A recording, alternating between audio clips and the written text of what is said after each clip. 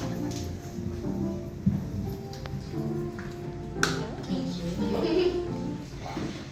right. So this is modified behavior, and I am K. Dixon. Now that's the truth. Okay. Oh.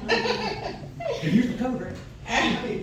All right. So I needed to find the perfect place. I was born and raised on the south side of Chicago. I've lived in the hood my entire life, and at this point, I no longer have the energy for another hood experience.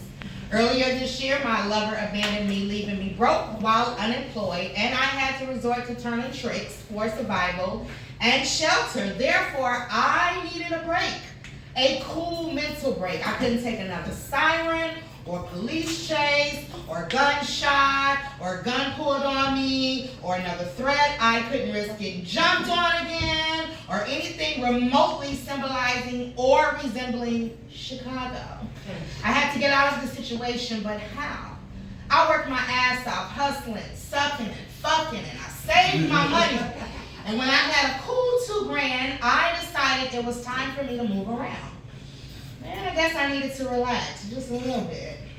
I needed to just be. So I chose the smallest city in the smallest county of New Jersey, Kearney, New Jersey, in Hudson County. And whenever people ask me where I live and I tell them Kearney, they always say, I beg your pardon, because yeah, it's just that small. In between fucking and sucking, I did apply to jobs in New York City because when you live in Jersey, you gotta work in New York City, right? I mean, after a week of looking for a job, I found a receptionist position that started the following Monday. I packed up my scripts in my suitcase and I fled. I bought my crackhead landlord an 8-ball of cocaine, a can of beer, a fifth of vodka, and a carton of cigarettes just to keep him distracted, just for a little bit. I asked for his car to go to the store, which is less than 5 minutes away, and I headed south on Interstate 57 to New Jersey. The second order of business after finding a job when moving is to look up apartments on Craigslist. Now, I had used it in the past, but now there seems to be this recurring theme of scamming. The landlords wanted you to send money and all of your personal information before even viewing an apartment. I also noticed how the Jerseyans were snotty, hoity-toity-ish. They didn't want to talk with you unless you had a Jersey area code or spoke with that dumbass Jersey accent. After 23 hours of driving and stopping at random hotels and rest stops along the way, I arrived in New Jersey. I pulled into a diner and I grabbed a bite to eat. I decided that I could sleep in my car until I found a place, and New Jersey seemed to be a safe enough place in which to do so. So over the next week, I must have contacted at least a dozen landlords. And one girl tried to convince me that Brooklyn, New York was only 5 minutes away from Kearney. It was not. But I thought, maybe it's a great spot. She literally sent me to Brooklyn, New York and tried to sell me on the idea of a living room in a crack house as a bedroom. All she was concerned about was me sending her a cash app for $250. She didn't have a lease or anything. Matter of fact, she asked me if I had a lease. She said that she was going to move in the other bedroom, and I asked her where the landlord was, and she said that he had stepped out for a minute. I asked her, well, why she was showing the apartment if she was a tenant. She claimed that the landlord asked her to help him out. Her story just did not add up. The third bedroom had a twin-size mattress on the floor with beer cans and cigarettes and an ashtray next to it. I mean, classic crackhead shit. And the kitchen didn't have a fridge. The gas and lights were off. The apartment was abandoned and sketchy. I have to hint to her, though, she was really trying to go all the way with the scam. I finally had to break down and tell her that I am from Chicago, and if she were to ever play with my money or scam me, her body would be found in this same abandoned apartment because I didn't have time for her to play with me or anyone else about my money. I'm just like, ma'am, please. My little cousin's boyfriend told me about an app called Spare Room, and after I downloaded the app, I searched for a place in and or at least 30 minutes from Kearney, New Jersey. Now, the choices were very slim. The first place was a dump for $750 a month in Elizabeth, New Jersey.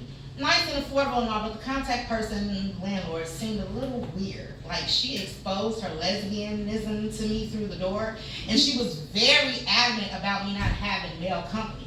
No male is allowed type shit. And I'm just like, I had to explain to her that I was a grown-ass woman with male friends, 3 male sons, and a host of male cousins, and anything can happen to them at any time, and I must be acceptable to them and they to me.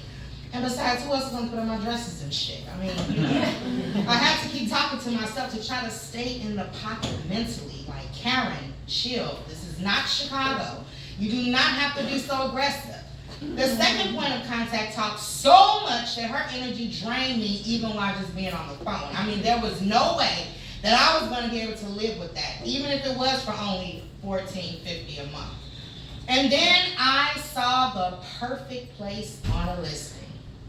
It really caught my eye. I mean, the listing was a modern 3-bedroom apartment with a private bathroom in the master bedroom for only $625. Now, this was for sure a scam, right? But I called him anyway. The property owner agreed to show me the property on Saturday at 5 p.m. It was a Thursday when I talked to him. On Saturday, I called to confirm, and the landlord informed me that his wife had just passed and asked if we could postpone until the next day, Sunday. I was bummed out because to me, it felt like another scam per usual.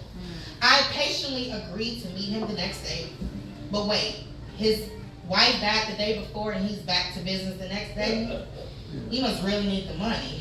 But while driving to the property, I exercised the spiritual practice of envisioning myself and actually living in the space. Driving up to the white picket fence, Robert, the owner, met me in the driveway. He was the short, foully type with a bald head with ketchup on the side of his mouth. He had dark skin with a Latino accent, so he's probably Puerto Rican or something. But I couldn't tell because, unfortunately, I am ignorant of Latin accents and they all sound the same to me. He just stood there smiling, and when I got out of the car, he greeted me with a hug. Hello, daughter, how are you? Robert hugged me. Welcome to New Jersey. How was your trip? He genuinely inquired. I lied. Oh, I've been here for a minute. A little over a month, actually. I'm in Jersey City, but nevertheless, and I am awfully sorry about your wife. You have my deepest condolences. Thank you, he replied, but I'm okay. She's a very ill woman. Mental illness kills, you know. He seemed sad, yet he proceeded to show me. Jersey City. I don't go that way. Too many riffraffs, if you know what I mean. He waited for an answer, but I didn't give him one because I knew exactly what he meant. He was talking about black people.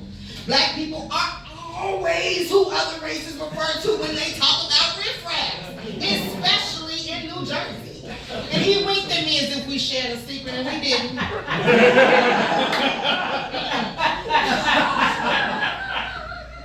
The riffraffs are from Brooklyn, and they flooded the small city, Jersey City, when they didn't have the money to live in New York City.